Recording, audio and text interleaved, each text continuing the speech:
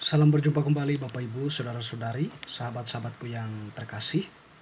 Pada kesempatan ini, marilah kita mempersiapkan kembali sedikit waktu kita mendengarkan sabda Tuhan yang kita ambil dari penginjil Lukas bab 6 ayat 43 sampai 49.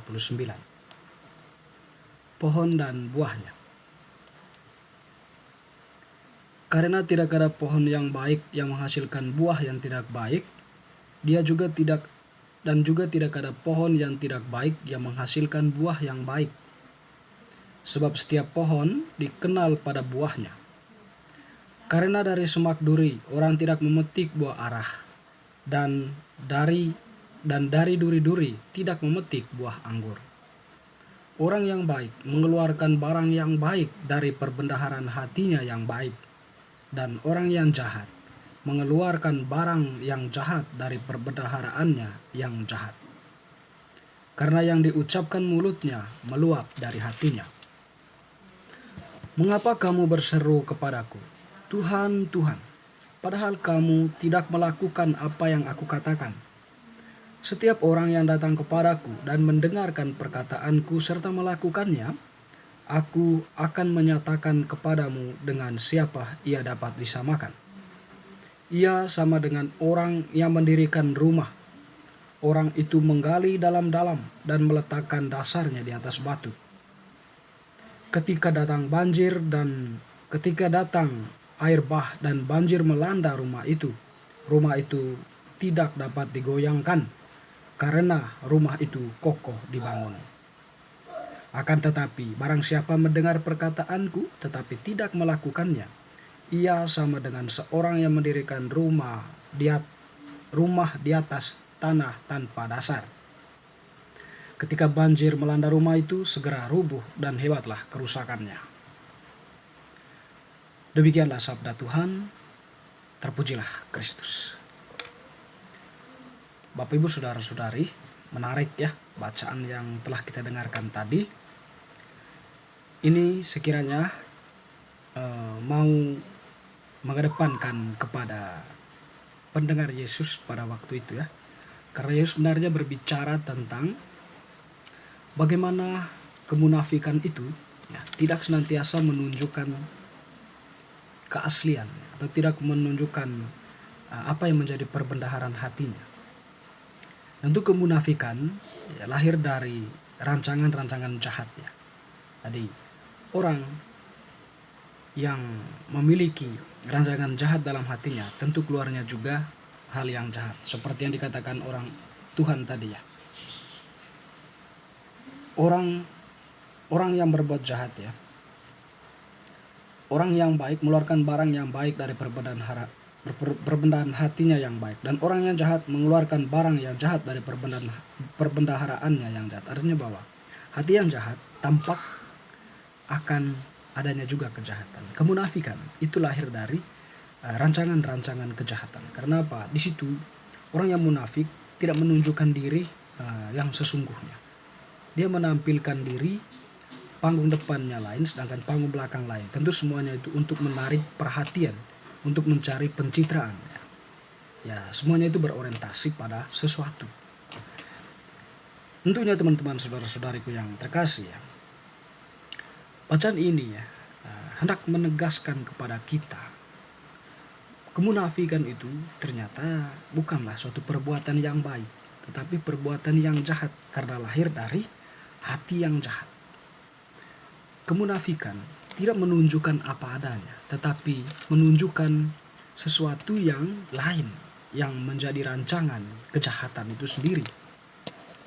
Dan Tuhan untuk menjelaskan itu secara baik, dia mengatakan bahwa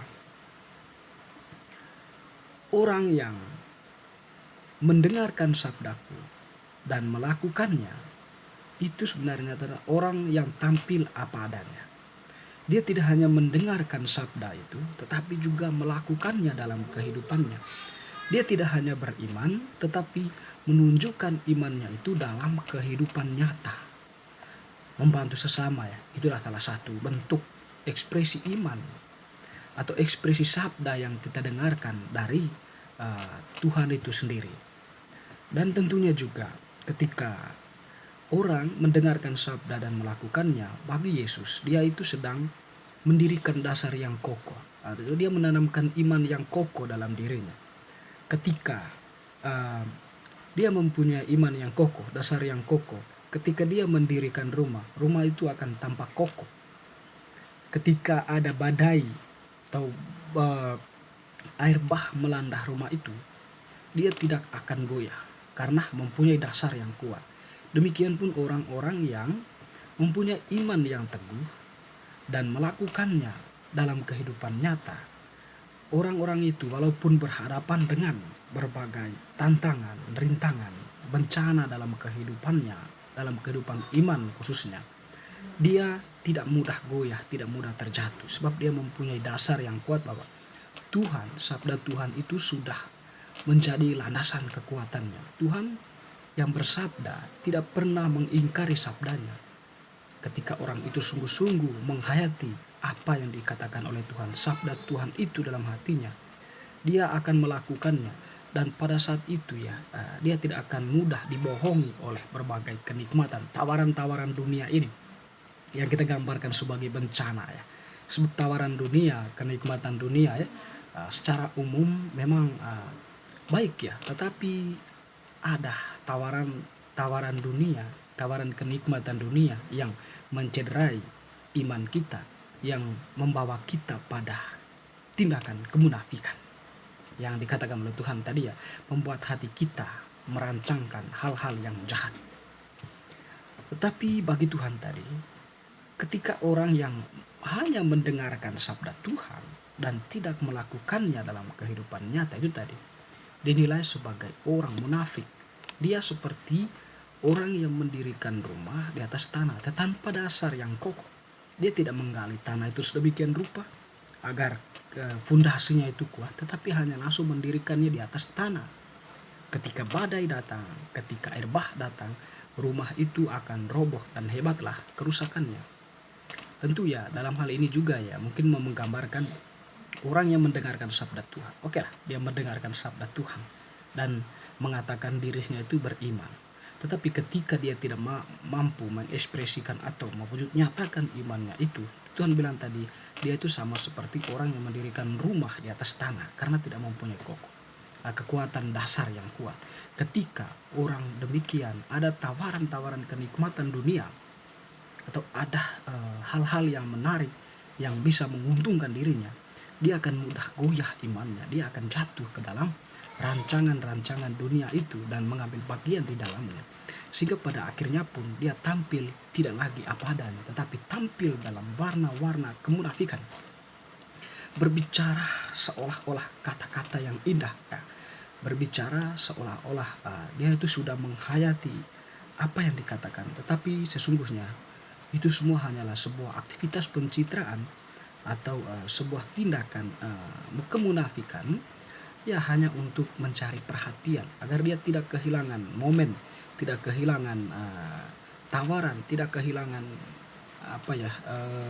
kepercayaan orang banyak kepada dirinya. Jadi sekiranya itulah yang menjadi konsekuensi dari orang-orang yang mendengarkan sabda Tuhan tetapi tidak melakukannya dalam kehidupan sehari-hari. Teman-teman sekalian, Bapak Ibu Saudara-saudari, mungkin diri kita sendiri, mungkin saya, mungkin Anda, mungkin kita semua pernah mengalami itu dan atau mungkin juga pernah mendengar orang-orang seperti itu. Pada kesempatan ini Tuhan sebenarnya menegur kita ya untuk tidak menampilkan diri dalam kemunafikan itu. Tapi Tuhan mengajak kita, dengarlah sabda Tuhan dan pelan-pelan hayati itu dalam hatimu dan lakukanlah itu dalam kehidupan nyata. Dengarkanlah sabda Tuhan agar engkau merancang hal-hal yang baik dan ekspresikan rancangan kebaikanmu itu dalam kehidupan yang nyata. Tuhan tentu tidak akan mengabaikan orang-orang seperti itu. Aku menyertai kamu sampai akhir zaman. Ketika kamu melakukan kehendakku, ketika kamu melakukan apa yang aku sabdakan, ketika kamu memanggil namaku, aku mengenal kamu. Tetapi jika tidak, walaupun kamu memanggil namaku, Tuhan, Tuhan, padahal kamu tidak melakukan apa yang aku katakan, tentu kamu tidak akan didengarkan oleh Tuhan. Teman-teman, saudara-saudariku, semoga bacaan hari ini semakin meneguhkan iman kita dan mewujud nyatakannya dalam kehidupan nyata kita. Amin.